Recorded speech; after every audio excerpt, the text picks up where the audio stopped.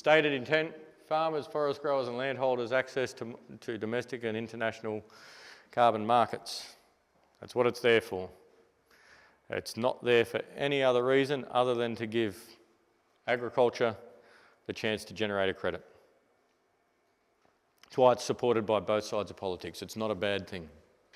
To do that, you've got to generate an ACCU. And of course, like all products, there are parameters that say what it is. You know a cow is a cow and a sheep is a sheep. You can see it and all the rest of it. But in the carbon world, you could be being paid to not do something, to not produce something. So how do you know that you've actually done that or not done it?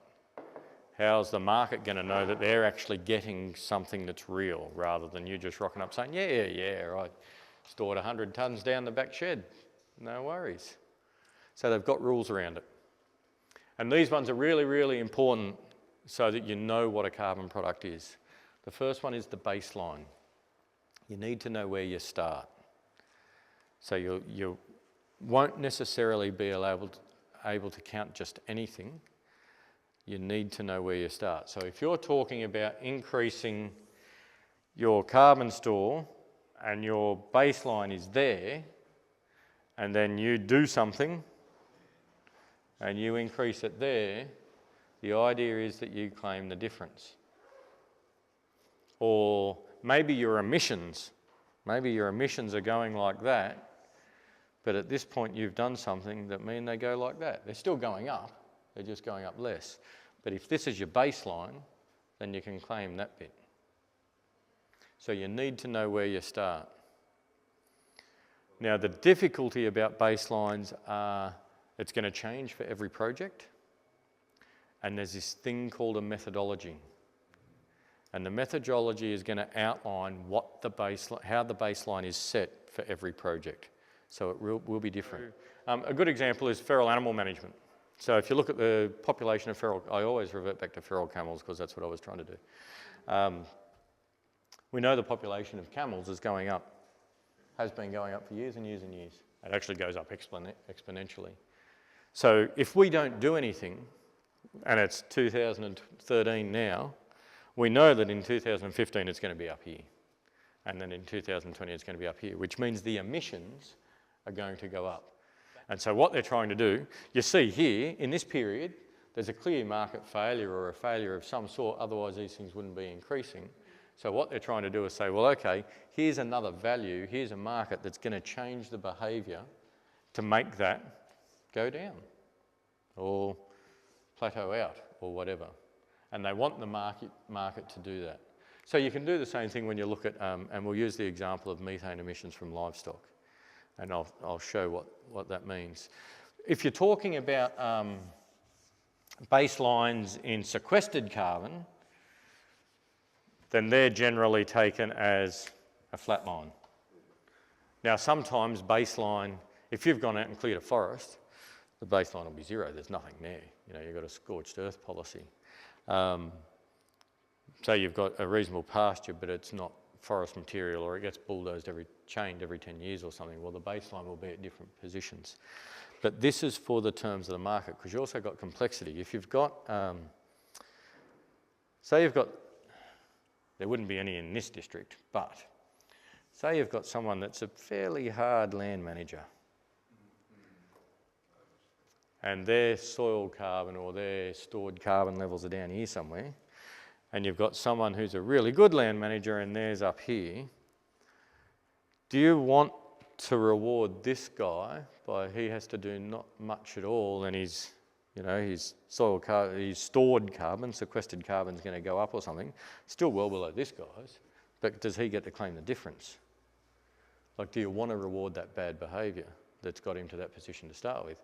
And by the same token, old mate yeah. So that's what's going to give you the biggest impact, isn't it? By, because this guy's doing it anyway. So they've got this thing called additional. That's got to be additional. The other thing that they look at here is how a baseline is going to be set. So it'll be set within the methodology, but it mightn't actually be your baseline. It might be a regional wide baseline. They'll look at what they call a community of practice. So they'll say, you know, standard sort of behaviour, standard management techniques or whatever in this region amongst this, you know, same group of farmers doing the same sorts of things is this. And that might set the baseline. So in that case, if he's 1 in 100, then he might have to get to the baseline before he can then claim the other. That's what you call additional. Well, additional shows that you've got to do something different. It's got to be beyond your business as usual. They actually want this to be the things that the atmosphere sees something additional, is the best way to think of it. So they will be setting the methodology. Methodologies become very, very important. It's got to be permanent. We've talked about that a little bit, and I've got a whole slide on permanence next, so I won't talk about it too much more. It's got to be measurable. You've got to actually be able to measure the change. Now they will have different techniques for that. Some of them might actually be like soil sampling, got to go out, take soil cores and do the testing to see what the carbon's in there. It might be that someone develops a machine that does it remotely, that's still measuring it. You might have to go and, you know, do a breast diameter, height at breast diameter, which is how they measure tree trunk sizes. Or they might work off satellite imagery and say, okay, we've got this. So it's just got to be measurable, and how you measure it will be in the methodology. And it's got to be verifiable. They're not just going to take your word for it. Someone else is going to have to be able to come in and say, yep, what they've said they've done, they've actually done. There is this land over here, or there isn't, or they have improved their herd performance, they have done this. And so you've got to keep records, and it's like an audit, like if you've been involved in a community club or something, independent third party. And you've got to prove that you can own it. So this is a biggie. Who's on leasehold land? You're one of the lucky few in Australia. Queensland's the only place that has made it clear that a property owner on leasehold, like a property manager on leasehold land, can own the carbon credit. In all the other states and territories, they still haven't decided because it's actually Crown land. It's government land, so who owns the carbon credit? So if you wanted to do a project in the Northern Territory, you actually have to go to the Minister and ask for approval. And the same in WA, same in South Australia at the moment. No. Queensland in 2011, they changed the legislation and made it clear as. There's actually a really good book called Carbon Farming in Queensland, produced by the Queensland, it was then Department of Environment and Resource Management. So we'll talk about permanence. And people have raised this a bit about this. This is one of the big barriers for people to get involved in sequestration projects. You've got to keep it there for 99 years. And it's like, it's not just 100 years, 99 years. It's, if you look at how you sequester carbon in the rangelands, if you're starting from zero, roughly, the curve goes something like this, and then it starts to plateau out. So you get this change here, in the early time, so that's your tonnes of CO2 equivalent, and this is time. If you get to year 2 and you've got 1 tonne and you generate an Australian carbon credit unit and you take that to market and sell it, that's got to be there for 100 years. If you get to year 15 and you do the same thing, it's got to be there for 100 years from then. So your project life is 100 years beyond when you last generate a credit. And that's a long time. Now, you don't get all the credits up front. You get them as you store the carbon or as you do the monitoring. You might actually just go in, because there's a lot of, there's a lot of process in measuring this stuff. You might just go and do it every 5 years. Generate your carbon credits every 5 years and then go, righto, I'm going to go and sell them now. Or you don't even have to sell them, you can keep them. I had one landholder ask me how they're treated by the tax office, and I don't know. Because he was thinking you could generate carbon credits and put them into your self-managed super fund. So I don't know how that sort of stuff works, but that's how you do this monitoring will be covered in the methodology. How often you can do it, there might be limits on that. They might say that you can't do it any more regularly than 3 years or something. They won't let you do it any more regularly than 1 year. if you want to sell the block, say you've got, in the Australian rangelands, 15 to 30 years. Somewhere in that sort of range is where you'll reach this bit where it starts to plateau off, okay? So we'll just say it's 15 years. If you've been running your project quite nicely for 10 years, you've got 10 tonnes that you've converted to units and you've sold, you get to here and you change your mind. You want to sell the block, you want to go and farm ostriches, whatever. You can retire a project. So permanent is 100 years, but you can retire it. And if you've sold 10 credits, what you've got to do is get 10 credits, staple it to the project and retire the project. So you can do that because you've got another project somewhere or you've gone into the market. It's like forward selling contracts of livestock or whatever. If you can't come good with the goods when you've said you would, you've got to go and find them somewhere else. Now the risk of it, or there is a risk there, obviously, is that you might pay more for them than you got for them. So if you've sold up to 10 and got some poor price for them and then the market goes through the roof and you change your mind, well, you've got to make the decisions around that. But the same thing can happen if you want to sell the block. Now this can be an obligation on title. So you can sell the block, with this full flowing carbon project in situ, go for it. Who knows, if this thing's making an absolute mozza and it's easy to manage, good baseline income, it might increase the price, value of the block. But if you're up to the 14-year mark and you want to sell it, no, mate's not going to get much more income out of it, but has to keep it for 100, maybe it's not going to be very good for value. Who knows? So, because you're not going to keep generating carbon, this thing isn't going to give you an income for 115 years. It's only going to give you that income for the period that you're increasing the carbon store. So you have to think about those sorts of things and how you deal with permanence. If you have a fire and then you keep going along, you've been doing your best, you keep going along, you've got this gap here. This is unintentional. We know that fire and drought and everything happens in this country. You've sold 10 tonnes, you've lost 5 in the fire. They're not going to make you go into the market, find the 5 tonne and cover the gap. The Australian government's going to cover it for you until you get back up there. You can't sell that difference again. You've got to wait until you get back up to where you were and then you can keep selling them. So whatever cost there is in that period, you've got to manage your cash flow. If you've got to go out and actually do things to get it happening again, you've got to manage that cost. They're not going to cover the cost there. They're just not going to make you go back and do it. And that's called this risk of reversal buffer.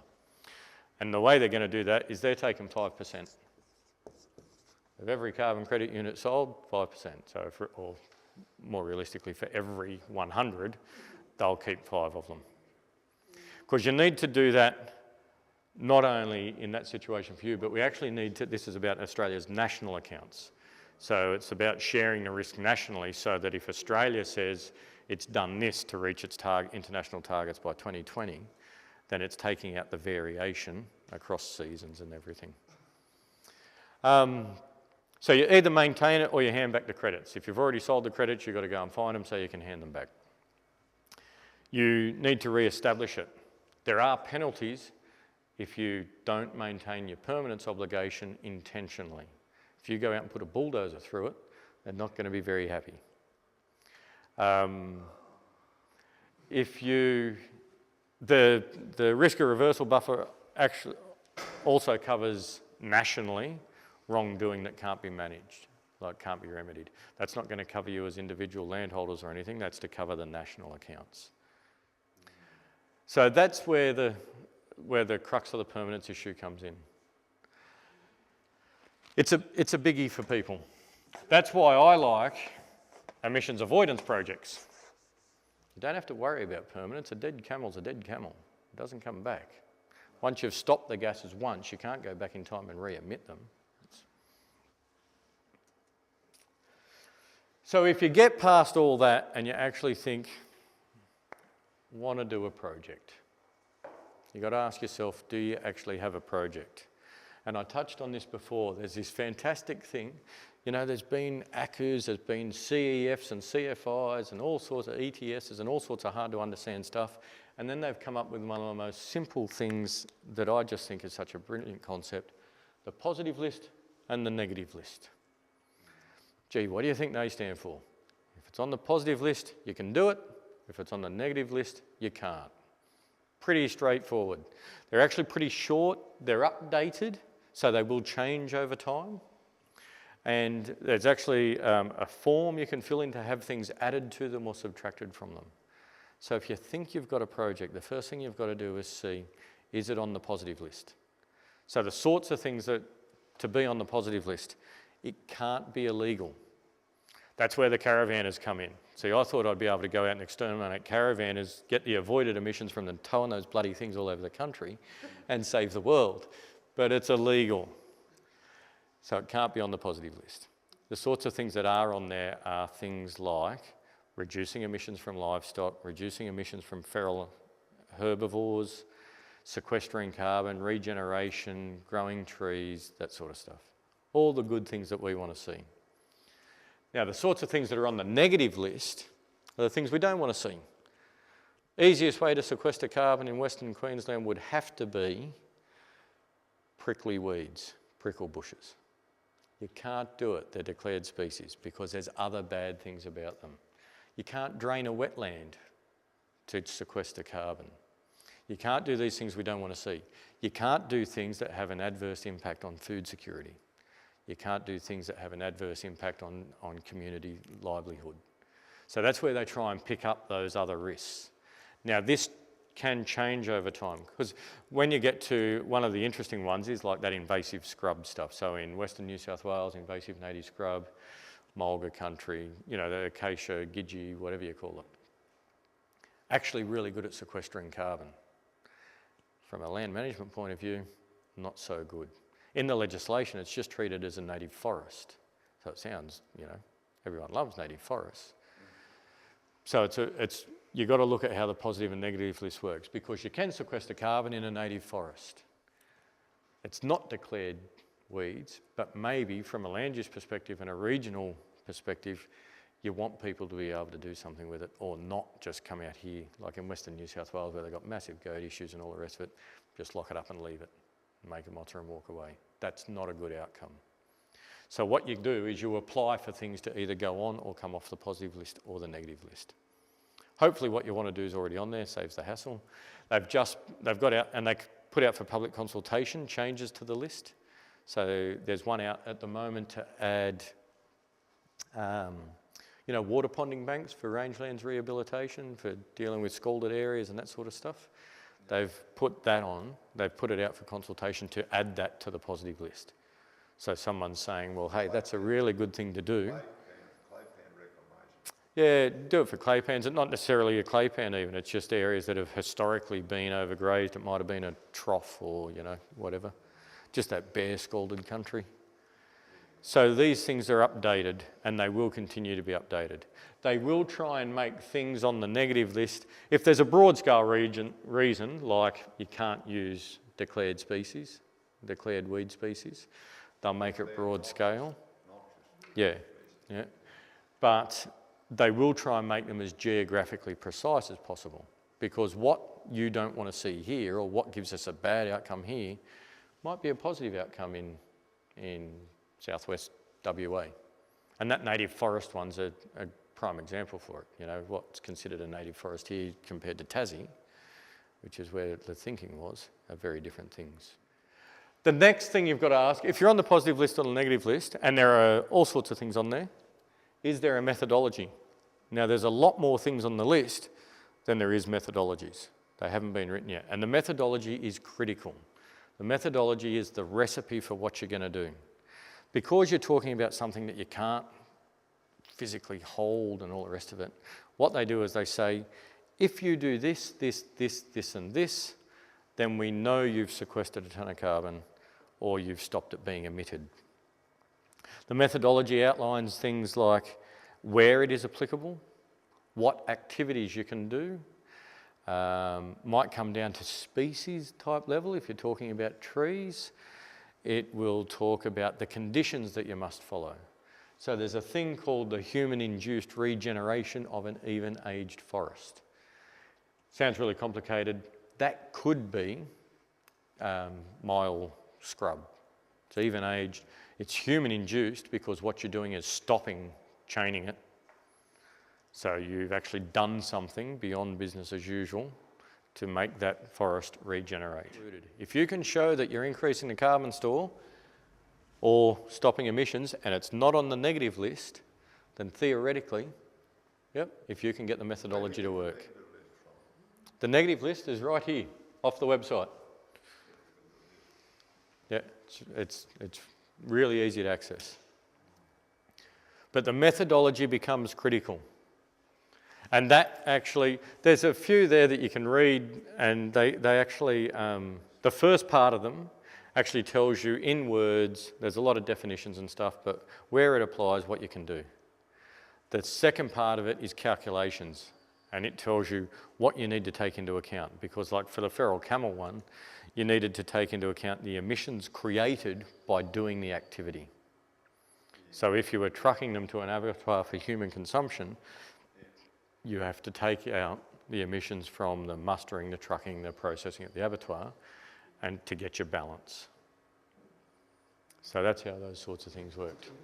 Now, obviously, the last one, the can you practically and economically do it, there's no link that's going to help you out with that one, that's your call. But that's obviously, you know, you've got to make that mind. Because the beauty about carbon, there's not much that you're going to do to sequester carbon that isn't going to be better for you. Like there's those things about weeds and stuff, but you know, over and over, generally speaking, increased carbon in your soil and increased carbon in your landscape is good for productivity. Increased efficiency in your meat production system leads to decreased emissions, good for financial viability. So you're going to have the cost of doing the project, and you can work out probably pretty simply whether you can afford to do that. You know how much it costs to put up a kilometre of fence, and you know how much it costs to buy a bull. But then you've got to work out whether it's actually economically feasible to turn that carbon into a carbon credit, and whether it's feasible to actually go through that painful process of trying to generate a carbon credit, because there's going to be a cost to that, as there is with everything. And so there's those two different things you've got to think of. You've got to think about whether you can economically do it.